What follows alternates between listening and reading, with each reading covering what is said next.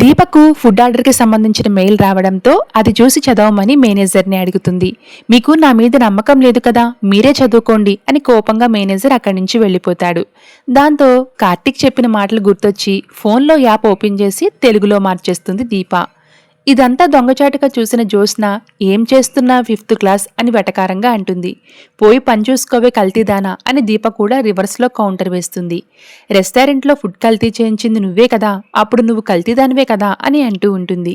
నువ్వేం గొప్పదానిలా బిల్డప్ ఇవ్వకు, నువ్వు జీవితంలో ఎంతమందికి మాటిచ్చి తప్పావో అని అంటూ ఉంటుంది జ్యోత్స్న. వచ్చిన మెయిల్ని తెలుగులో చదవడం కాదు, కానీ ఆ మెయిల్కి నువ్వు రిప్లై ఇవ్వాలి, నీకు ఇంగ్లీష్ రాదు కదా అని నానా మాటలు అంటూ ఉంటుంది జ్యోత్స్న. ఇంతలో అక్కడికి వచ్చిన కార్తీక్ ఒకరికి రాని విషయాన్ని వేలెత్తి చూపించొద్దు అని కౌంటర్ వేస్తాడు. దాంతో జ్యోత్స్న సూరజ్ వచ్చేలోపు ఏం చేసుకుంటావో చేసుకోమని చెప్తూ ఉంటుంది. ఇప్పుడు మెయిల్కి రిప్లై ఇవ్వడానికి సూరజ్ రావాలా అని కార్తీక్ అడగ్గా, వాడికి తగిలిన దెబ్బను బట్టి వారం రోజుల వరకు మంచం మీద నుంచి దిగడు, లేచినా నడవలేడు, ఏం చేసినా దీపే చేసుకోవాలి అని అంటూ ఉంటుంది జ్యోత్స్న. ఇంతలో అక్కడికి కాలి కట్టితో సూరజ్ రావడంతో జ్యోత్స్న ఒక్కసారిగా షాక్ అవుతుంది.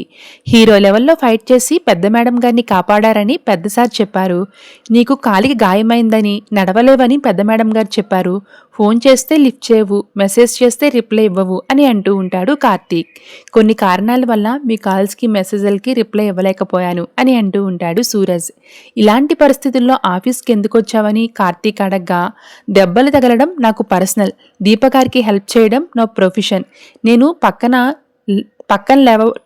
లేకపోవడం వల్ల దీపగారికి ఏ పని ఆగకూడదని అంటాడు సూరజ్. నువ్వు మరీ పని రాక్షసుడిలా ఉన్నావు, ఒకవేళ లేచి నడవలేకపోతే స్ట్రెచ్చర్ మీద ఒక సెలైన్ బాటిల్ పట్టుకుని డ్యూటీకి వచ్చేలా ఉన్నావని అంటూ ఉంటాడు కార్తీక్. వచ్చినా వచ్చేలా ఉన్నాడు అని జ్యోత్స్న సెటైర్లు వేస్తుంది. మా ఫ్యామిలీ మెంబర్స్ని కాపాడినందుకు కార్తీక్ దీపలు సూరజ్కి థ్యాంక్స్ చెప్తాడు.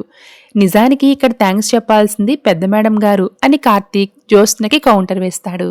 Thanks for watching.